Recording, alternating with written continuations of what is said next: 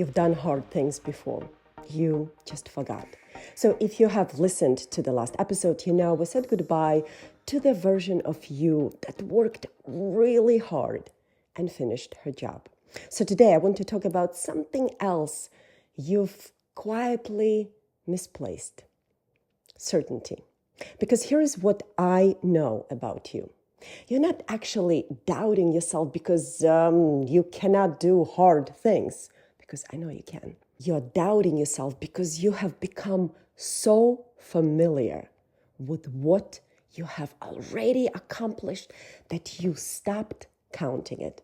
You forgot that there was a time when your current life was just a wish, a hope, a quiet dream. And maybe one day, think about it. Remember that hot guy, the one everyone wanted? He's your husband now. Remember that car you used to cut out of magazines like full-on collage mode, tape on the wall, dreaming? Now you might be driving it and complaining when the gas light comes on.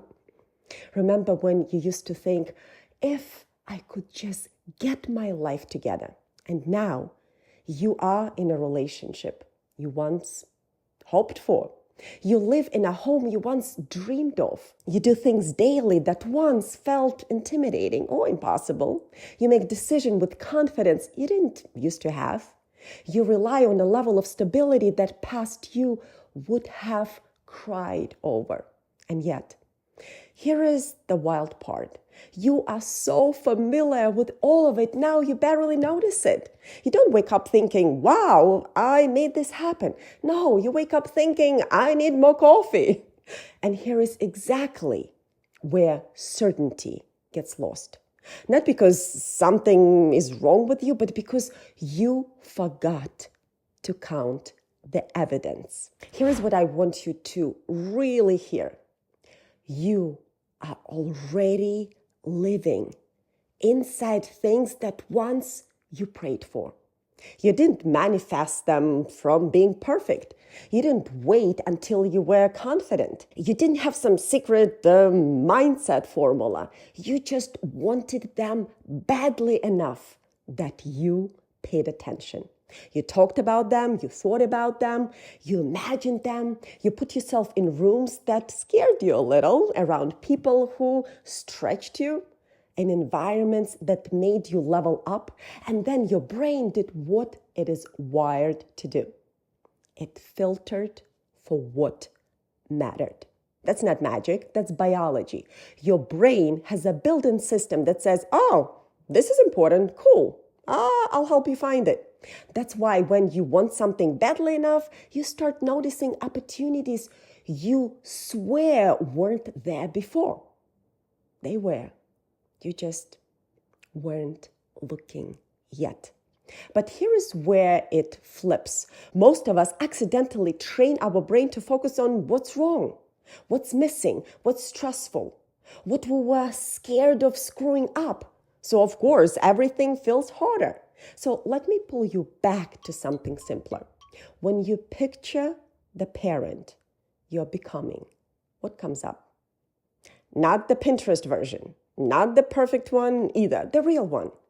Is it calmer, more present, less reactive, more confident, more at peace with herself? That version of you isn't waiting on a breakthrough. She's being built in a moment you don't post about. Every time you pause instead of snapping, every time you repair instead of shutting down, every time you choose connection over control, it's not small, that's everything. And if you could rewind to past you, even a year ago, she would be stunned by how you handle things now. She dreamed of this version of you. You just forgot she existed. Some of these were big dreams, some were tiny ones. But every single one of them was once not real. And yet, here you are. So let me ask you something gently. What do you have today that you once dreamed about and now barely notice? That question alone can reinstate more certainty than any motivational quote ever will. Because certainty isn't something you manufacture, it is something you remember. So let's demystify this for a moment. You didn't get here by accident. There was a pattern. Every time you have ever achieved something meaningful, one of three things happened. First, the desire became strong enough, or pain became loud enough, or clarity finally cut through the noise. And at some point you said, not another second of this. And then something shifted. You focused, not perfectly, not constantly, but consistently enough. You talked about it, you thought about it, you imagined it, you moved toward it. You put yourself in new environments, around new people with new conversations. And here is where science comes in. Your brain has something called the reticular activating system, the RAS. It's the filter that decides what gets your attention. That's why when you decide you want a certain car, you suddenly see it everywhere. But trust me, it didn't just multiply overnight, it just your awareness did. Focus plus emotional intensity tells your brain, find it, create it. But here is the problem. Most of us accidentally train our RAS on fear instead of possibility, on stress instead of direction, on what could go wrong instead of what we're building. So of course, everything feels harder than it is. Now, picture the future you. Again, but differently. When you picture the parent you're becoming, what qualities rise up? Not achievements, not goals, ways of being, calm, presence, confidence, peace of mind, patience. Here is the truth. Those qualities aren't waiting in the future. They're being built right now, quietly. Every time you choose connection over control, neuroscience calls this experience-dependent plasticity. I call it proof. Now, go back for a moment.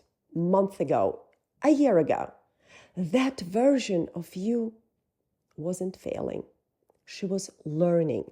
She was caring a lot, trying things without a blueprint, doing the best she could with the tools she had. She doesn't need your judgment. She deserves your respect. Because without her, you wouldn't be here. So imagine her watching you today. Would she be proud of how you show up now? Of the boundaries you hold? Of the moments you choose differently? There was a time she dreamed of being exactly where you are right now. And that matters. So before we close today, I want you to slow down with me. Thoughts are just like clouds passing through the sky. You don't need to chase them. Feel your breath.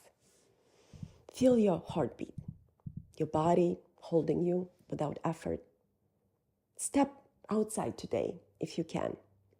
Notice the sky, the air, the ordinary beauty we hurry past. Because life isn't happening in your to-do list. It's happening here, right now. And your future self would give anything to feel this exact moment again. So tonight, ask yourself, what did I do today that the future me will thank me for? Even if it felt small, especially if no one saw it. You've done hard things before, and I know you're doing them again.